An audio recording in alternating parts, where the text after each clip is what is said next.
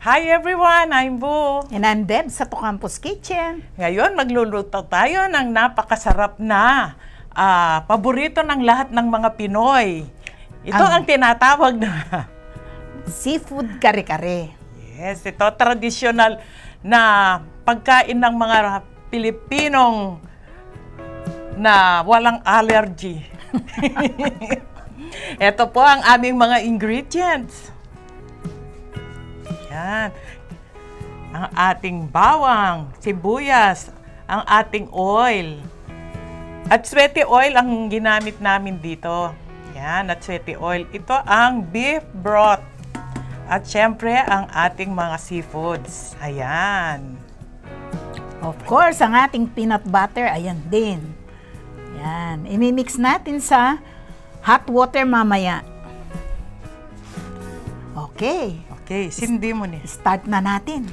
Itong gagawin natin ito, pwedeng-pwede para sa ating Noche Buena. Para napakaganda ng ating table sa Christmas Eve. At saka, masarap talaga ito. Pang-holiday talaga. Yes.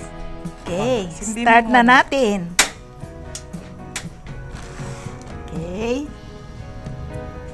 At sweety oil ang ating gagamitin para maganda ang kulay ng ating kare-kare. Mas malago. Alam na ninyo kung paano natin ginawa ang ating at sweaty oil. Ulit-ulit na lang natin tinuturo, di ba? Pagpainit lang ng mantika at ilagay ang mga at sweaty seeds. Yan. Okay, ang siyempre. ating garlic.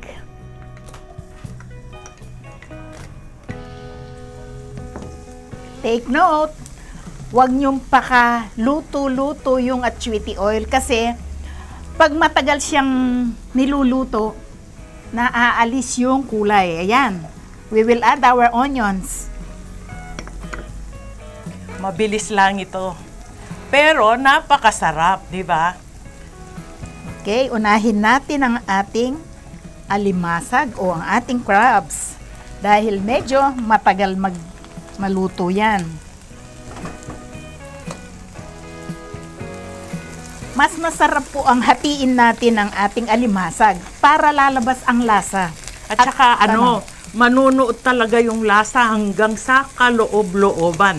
Di ba? Yung peanut sauce talagang papasok sa kanya. Yan. O, tingnan nyo. Yan. O, gumaganda ka agad dahil sa ating at sweaty oil. Oh, next, ilagay mo na yung yung mussels or tahong. Ito yung ating tahong. Wala tayong ma-order na malalaki. Kaya medium na lang. Pati yung in-order kong pusit, Jeff, walang dumating na pusit.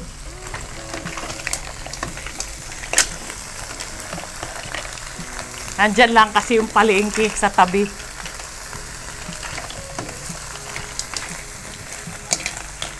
Shout out kay Jeff. Maraming salamat sa mo, Jeff, ha? Sa magagandang padala mong mga order namin. Ilagay natin sa gilid ang ating hipon para maalis natin kaagad pag half cook na. Para hindi siya tumigas. Alam nyo po ang style ng hipon, ayaw niya ng overcook. Kasi maggagami siya or parang maninigas. Kailangan medyo half cook ang pagkaluto. Pag mamula na yan, alisin muna natin. Hintayin po natin mag-orange muna ang ating hipon. Napakadaling iluto ng ating seafood kare-kare. Pero, napakasarap na dish nito. Konting sauce lang, talagang ulam na ulam na. One of our favorites. Ito ay isang traditional recipe ng mga Pinoy. With a twist. Ano yung twist niya? Anong twist? Yung yung beef broth. Yung beef broth. Kasi yung una nating kare-kare, yung ox tongue, di ba? Ayun. Ngayon naman, ang pangalawang kare-kare natin ay seafood kare-kare. Kahapon kasi nagluto kami Excuse ng... me, hindi siya oxtang, oxtail. Ay, oxtail pala. Oxtail. Sorry. O ito, alisin muna natin to ha. Okay.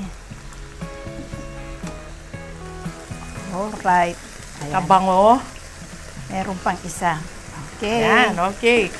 Lagay na natin ngayon yung kanyang broth. Ito po ang kanyang beef broth.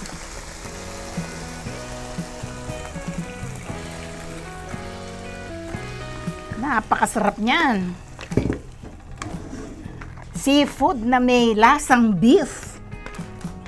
Yan. Meron siyang malinamnam ito, makrimi. Diba? Malasang dagat. Oceanic flavor. Malasa ka nung dagat. Ang pongkay. Siyempre, baka yun. May lasang pagkadamo. Farm. Ocean and ano. Pag kumukulo na, doon natin ilagay yung ating peanut butter. Kuha tayo dun sa boiling soup niya para ma-dissolve ang ating peanut butter. Okay.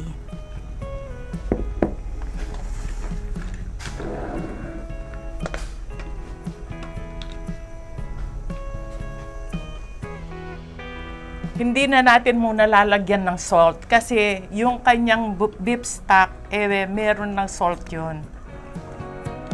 Ito po ang ating peanut butter.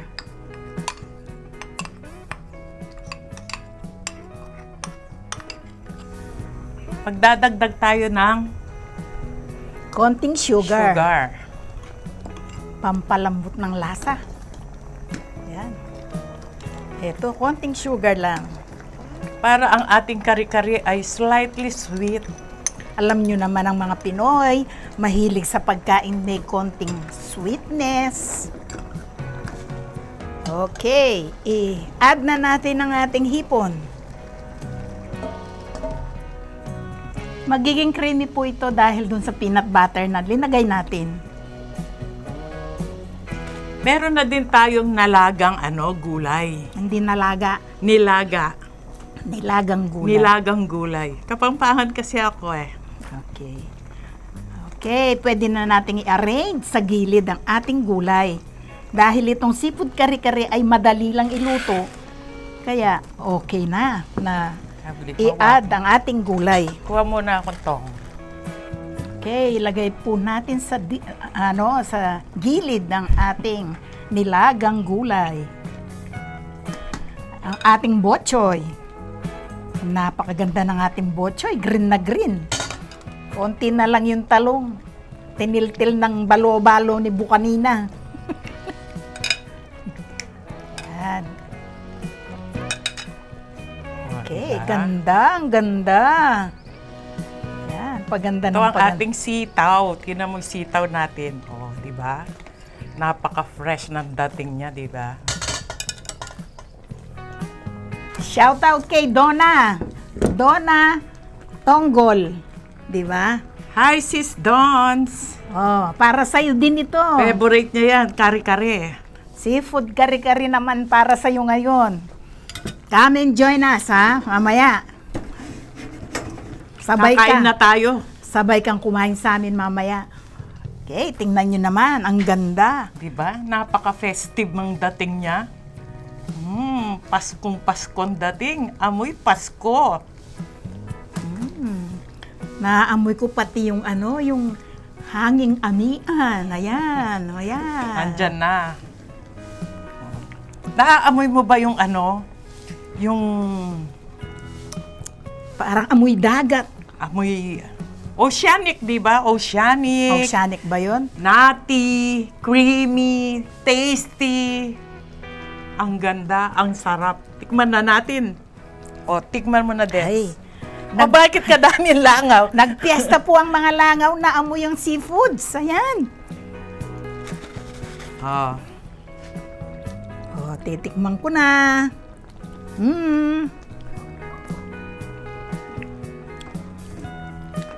Kanyaman. O, di ba? May lasa siyang baka na may lasang seafoods. Kanyaman talaga. Pinagsama. Kanyaman po. Ay, Tara, kain na tayo. kanyaman talaga. Please, Like share. and subscribe. At O Campus Kitchen. thanks for watching. We love you. Bye. Bye.